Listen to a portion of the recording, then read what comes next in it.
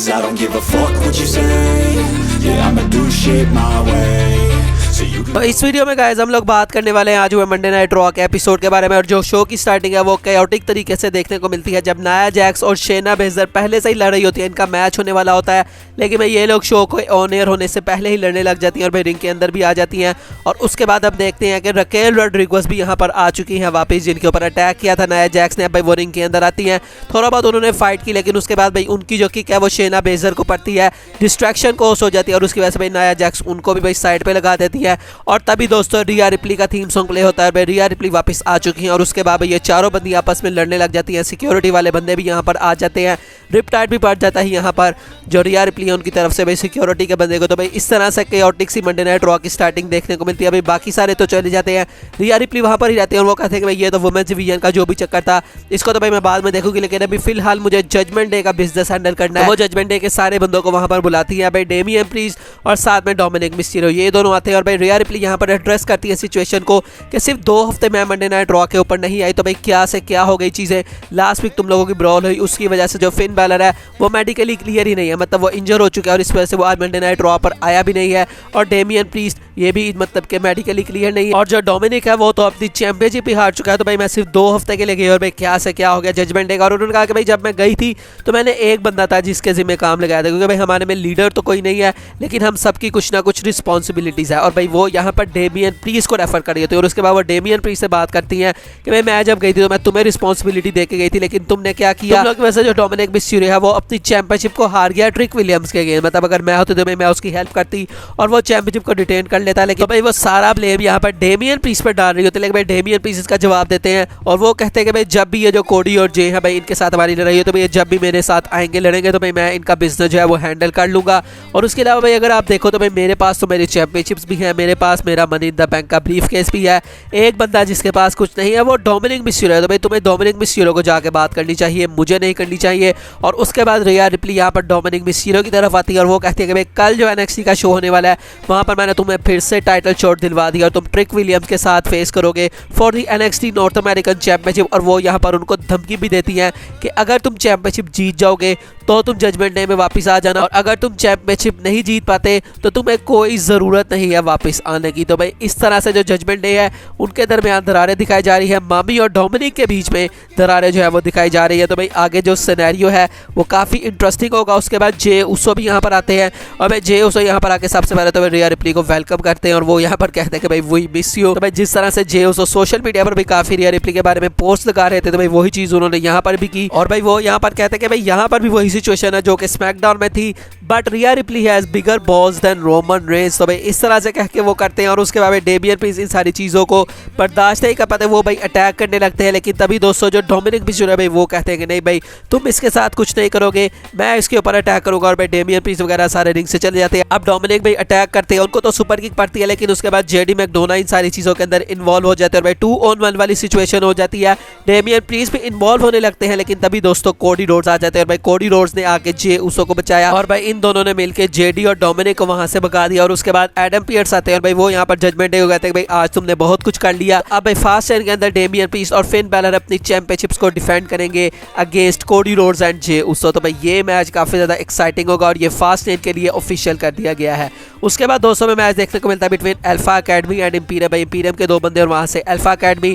अब इंपीरियम के बंदों के दरमियान मिसकम्युनिकेशन थोड़ी बहुत दिखाई जाती है, लेकिन मैच की एंडिंग में जो इंपीरियम है उन्होंने भी किसी ना किसी तरह से विक्ट्री ले ली। तो भाई अब ये दोबारा से सेम पेज पे है, कभी ये सेम पेज पे नहीं होते। तो भाई जो स्टोरी है इंपीरियम की वो काफी ज्यादा इंटरेस्टिंग चल रही है। उसके बाद सेड्रिक अलेक्जेंडर और ब्रॉन्सन रीड का मैच देखने को मिलता है। तो भाई क्या ही यहाँ पर चांस था सेड्रिक अलेक्जेंडर के जीतने का, तो भाई ब्रॉन्सन रीड ने इजीली इस मैच के अंदर सेड्रिक अलेक्जेंडर को हरा दिया। उसके बाद दोस्तों आती है शो के ऊपर एक कॉन्ट्रैक्ट साइनिंग जो कि इंटरकॉन्टिनेंटल चैंपियनशिप के लिए। तो भाई सबसे पहले तो टोमासो चिम्पा बहुत ज्यादा यहाँ पर चीयर्ड अप होते हैं, बहुत ज्यादा भाई जज्बे में होते हैं और वो यहाँ पर बात करते हैं कि भाई नेक्स्ट वीक जब मैं तुम्हें फेस करूंगा तो मेरी फैमिली भी यहाँ पर होगी, लेकिन भाई मैं अपनी फैमिली के लिए ये मैच नहीं लड़ूंगा बल्कि ये मैं अपने लिए मैच लड़ूंगा। क्योंकि भाई जब मैं 5 साल का था तब से मैं ड्रीम कर रहा था कि मैं इंटरकॉन्टिनेंटल चैंपियन बनूंगा, तो भाई मैं वो 5 साल के बच्चे के लिए लड़ूंगा और मैं तुम्हें हरा दूंगा नेक्स्ट वीक। और उसके बाद भाई गुंथर तो उनकी बातें सुन भी नहीं रहे होते और भाई इस तरह से गुंथर उनको काफी ज्यादा गुस्सा भी चला देते हैं। उसके बाद इन दोनों के दरमियान बातचीत होती है और उसके बाद जो फाइनली भाई कॉन्ट्रैक्ट साइनिंग में हमेशा से होता है भाई ब्रॉल भी स्टार्ट हो जाती है। और भाई टोमासो चिम्पा यहाँ पर कहते हैं कि भाई ठीक है तुम क्योंकि वो कॉन्ट्रैक्ट साइन नहीं कर रहे हो, तो टोमासो कहते हैं कि ठीक है भाई मैंने तो साइन कर दिया, अब तुम अगर साइन नहीं कर रहे तो क्यों ना इस मैच को आज ही रखा जाए। तो भाई आज ही इनका मैच ऑफिशियल कर दिया जाता है और इनके ऊपर जब ब्रॉल होती है वो भी काफ़ी ज़्यादा भाई मज़ेदार थी। जिस तरह से गुंथर ने भाई टेबल उठा के फेंकी थी वो काफ़ी ज़्यादा मज़ेदार सीन था। और यहाँ पर जो टोमासो चिएम्पा वो उनको अपने सबमिशन होल्ड में भी फंसा लेते हैं। तो भाई क्लियरली टोमासो चिएम्पा को काफ़ी ज़्यादा स्ट्रॉन्ग दिखाया जा रहा था कि शायद वो गुंथर को हरा सकते हैं फॉर द इंटरकॉन्टिनेंटल चैंपियनशिप। उसके बाद दोस्तों में बैक से जजमेंट डे देखने को मिलते हैं। डेमियन प्रीस्ट यहाँ पर बात करें तो भाई एडम पियर्स क्या ही बंदा है, मैं तो भाई मेडिकली क्लियर नहीं हूँ आज और फास्ट लेन के अंदर उसने मेरा मैच ऑफिशियल कर दिया तो वो क्या ही कर रहा है। और भाई जेडी मैकडोनल्ड यहाँ आते हैं तो भाई डेमियन उनको भगा देते हैं। लेकिन भाई उसके बाद रिया रिप्ली आती है और वो कहते हैं कि भाई हो सकता है उसके पास कोई काम की चीज़ हो और भाई वो यहाँ पर एक ऐसा आइडिया प्रपोज करते हैं कि भाई ये जो चारे बंदे हैं केविन ओवेंस, सैमी ज़ेन, जे उसो और कोडी रोड इनको आपस के अंदर डिवाइड करना चाहिए। केविन ओवेंस तो पहले ही जे उसो को पसंद नहीं करता तो भाई अगर हम इन चारों को डिवाइड कर देंगे तो फिर हम इनको कॉन्कर कर सकते हैं। तो अब भाई क्या किया, कुछ भी नहीं किया क्योंकि भाई केविन ओवेंस और सैमी ज़ेन तो आज मंडे नाइट ड्रॉ पे थे ही नहीं और भाई फास्ट लेन इसी सैटरडे को होने वाला है। तो अब भाई पता नहीं WWE ने ये क्यों सेगमेंट जो है वो दिखाया। उसके बाद दोस्तों में आइवार और एक्सेवियर वुड्स का मैच देखने को मिलता है। अब भाई आइवार की बुकिंग वैसे तो अच्छी चल रही है, स्ट्रॉन्ग काफ़ी ज़्यादा दिखाया जाता है, लेकिन इस मैच के अंदर वो रोरअप से हार जाते हैं। लेकिन मैच खत्म होने के बाद उन्होंने जो न्यू डे है उनको भाई तोड़ फोड़ के रख दिया। उसके बाद दोस्तों में सेथ फ्रीकिन रॉलिंस देखने को मिलते हैं। माइकल कोल उनका इंटरव्यू लेते हैं और भाई वो यहाँ पर उनसे पूछते हैं कि भाई क्यों तुमने जो शिंसुके नाकामुरा है उसका लास्ट मैन स्टैंडिंग मैच का चैलेंज एक्सेप्ट किया। वो यहाँ पर बात करते हैं कि भाई ये जो मैच है तुमने कभी इस मैच के अंदर कम्पीट नहीं किया, लेकिन भाई इस मैच के अंदर सिर्फ एक ही रूल होता है और वो ये है कि भाई तुमने अपने अपोनेंट को 10 गिनने तक नीचे लिटाए रखना है और भाई तुम्हारी जो बैक है वो तुम्हें काफ़ी ज़्यादा सफ़र कर रही है।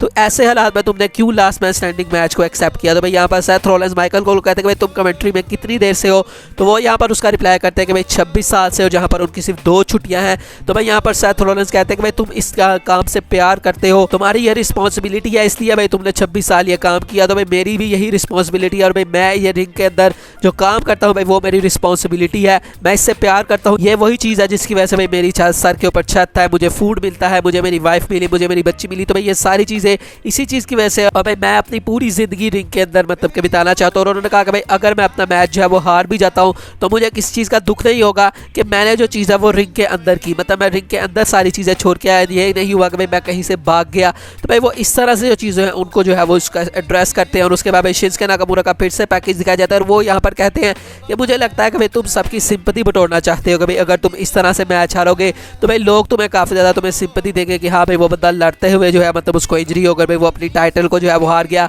तो भाई इस तरह से शिंसुके नाकामुरा का पैकेज दिखाया जा रहा था और भाई सेथ रॉलिंस पैकेज की तरह भी देख रहे थे। तभी दोस्तों पीछे से आके जो शिंसुके नाकामुरा है उन्होंने अटैक कर दिया। भाई सबसे पहले किंशासा वगैरह पड़ता है, काउंटिंग भाई वो शुरू कर देते हैं 1 2 3, लेकिन भाई सेथ रॉलिंस उठ जाते हैं। उसके बाद भाई स्टील चेयर्स पकड़ के भाई पता नहीं 10 से 20 से जो है वो स्टील चेयर्स भी उनको मारी। उसके बाद फिर से शिंसुके नाकामुरा यहाँ पर काउंटिंग करते हैं और फिर से सेथ रॉलिंस भाई उठ जाते हैं और फाइनली भाई यहाँ पर फिर से भाई उनकी जो बैक है उसको टारगेट किया जाता है। भाई चेयर भी मारे, साथ में किंशासा भी मारा और उसके बाद उन्होंने काउंटिंग भी की जो कि काफ़ी ज़्यादा फास्ट थी। तो इस तरह से भाई जो आज शिंसुके नाकामुरा है उनको फिर से अपर हैंड दिया गया और पे भाई वो टाइटल के साथ अपना पोज भी करते हैं। तो अब भाई देखते हैं क्या फास्ट लेन के अंदर भी वो ये चीज़ कर पाते हैं या नहीं और क्या वो सेथ रॉलिंस को हरा पाते हैं for the world heavyweight championship. उसके बाद दोस्तों में शो पर ड्रू मैकिंटायर देखने को मिलता है। भाई ड्रू मैकिंटायर आके अपनी जो सारी सिचुएशन है उसको एड्रेस करने वाले थे और भाई सबसे पहले तो उनका मिस टीवी का सेगमेंट होने वाला था जिसको उन्होंने खुद जाके कैंसिल करवाया। भाई ड्रू मैकिंटायर यहाँ पर आके बात करते हैं कि किस तरह से भाई लोग स्पेकुलेट कर रहे हैं कि भाई मैं क्यों वो बंदा नहीं रहा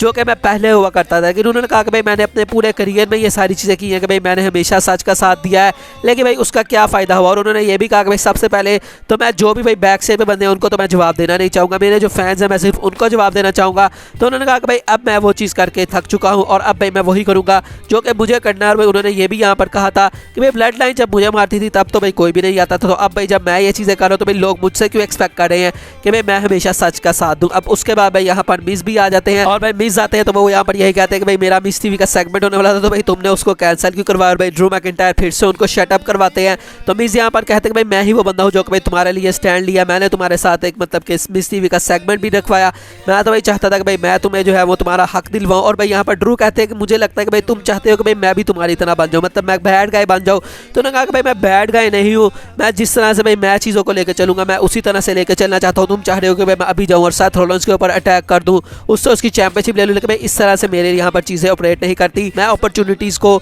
अवेल करता हूँ, मतलब कि मैं भाई अपॉर्चुनिटीज़ खुद बनाता हूँ, इस तरह से नहीं भाई कि मैं किसी के ऊपर जाके चीप शॉट वाला अटैक कर दूँ। और उसके बाद भाई मिस यहाँ पर थोड़ा सा पर्सनल हो जाते हैं और वो कहते हैं कि भाई मुझे अब पता लग गया कि भाई तुम क्या हो, मैं तो भाई तुम्हारे पीछे एम ही लगा हुआ था, मैंने बहुत बड़ी गलती कर दी, तुम तो ये चीज़ डिजर्व ही नहीं करते। से तुम भाई एक मिक्स बंदे हो, मतलब जब तुम्हारा मतलब दिल करता है, जब तुम्हें लगता है कि भाई तुम्हारा फायदा इसमें है कि तुम एक अच्छा बंदा बनना चाहिए तो तुम एक अच्छे बंदे बन जाते हो, और जब तुम्हें पता लगता है कि भाई इससे कोई भी फायदा ही नहीं हो रहा तो तुम एक बुरे बंदे बन जाते हो। और भाई ये चीज़ मैकिंटायर को काफ़ी ज़्यादा पिस ऑफ कर देती है और भाई वो यहाँ पर एक मैच डिमांड कर लेते हैं और भाई मैच भी ऑफिशियल हो जाता है, क्योंकि भाई मींस यहाँ पर अटैक करते हैं पीछे से और उसके बाद इनका मैच हमें देखने को मिलता है और मैच के अंदर जो ड्रू मैकिंटायर है वो इजीली विक्ट्री ले लेते हैं। उसके बाद कोडी रोड्स भी हमें देखने को मिलते हैं जो कि भाई बताते हैं आगे के जजमेंट डे आने वाली है फ्राइडे नाइट स्मैकडाउन के एपिसोड में, और वो भी आने वाले हैं फ्राइडे नाइट स्मैकडाउन के एपिसोड में, जे उसो भी आने वाले हैं फ्राइडे नाइट स्मैकडाउन के एपिसोड में। तो अब भाई किस तरह से इनकी जो चीज़ें हैं वो फ्राइडे नाइट स्मैकडाउन में चलेंगी वो देखने में काफ़ी ज़्यादा मजा आएगा। अब बात करते हैं दोस्तों शो के मेन इवेंट की, जहां पर इंटरकॉन्टिनेंटल चैंपियनशिप के लिए मैच था टोमासो चिएम्पा वर्सेस गुंथर। और भाई ये मैच काफ़ी अच्छा था और भाई इंटरकॉन्टिनेंटल चैंपियनशिप की आजकल यही बात है कि भाई किसी को भी इस मैच के अंदर डाल दो गुंथर के साथ तो भाई वो एक 5 स्टार क्लासिक मैच ही निकलता है। और भाई ये मैच भी वैसा ही था, काफ़ी मौक़ों पर ऐसे लगा भी कि शायद गुंथर अपनी चैंपियनशिप हार जाएंगे, क्योंकि भाई अब तो वो लॉन्गेस्ट ट्रेनिंग इंटरकॉन्टिनेंटल चैंपियन बन चुके हैं। तो भाई काफ़ी दफ़ा टोमासो चिएम्पा ने उनको अपने सबमिशन के अंदर फंसाया तो लगा कि शायद भाई टैप आउट कर जाएंगे, लेकिन भाई मैच की एंडिंग में हम देखते हैं कि मल्टीपल टाइम्स यहाँ पर जो पावर बॉम्ब है गुंथर का वो लगता है और उसके बाद स्लीपर जोन में वो फंसा लेते हैं टोमासो चिएम्पा को, जिसका कोई जवाब नहीं होता टोमासो चिएम्पा के, और वो पास आउट कर जाते हैं। और इस तरह से जो गुंथर है उन्होंने अपनी इंटरकॉन्टिनेंटल चैंपियनशिप को रिटेन कर लिया। और भाई मैच खत्म होने के बाद गुंथर तो वहाँ से चले जाते हैं, लेकिन लुडविग कैसर और जिवानी विंची ने अटैक अपना कंटिन्यू रखा टोमासो चिएम्पा पे, और तभी दोस्तों जॉनी गार्गानो वापस आ चुके हैं। तो भाई कितने महीनों से जो टोमासो चिएम्पा है वो जॉनी गार्गानो को ढूंढ रहे थे, तो अब भाई जॉनी गार्गानो वापस आ चुके हैं और भाई इन्होंने अटैक किया आके। अब भाई जो अटैक है वो पूरा दिखाया नहीं गया क्योंकि भाई उससे पहले ही जो मंडे नाइट रॉ की टाइमिंग है वो खत्म हो जाती है, लेकिन भाई जो DIY है उसका रीयूनियन हो चुका है। तो अब भाई किस तरह से अब ये टैग टीम डिवीजन में अपना रोल अदा करेंगे वो देखने में काफ़ी मजा आएगा। बाकी आज की वीडियो यही तक थी, अच्छी लगी तो लाइक कीजिएगा, चैनल को सब्सक्राइब कीजिएगा। मिलेंगे नेक्स्ट वीडियो में, तब तक के लिए अल्लाह हाफिज़।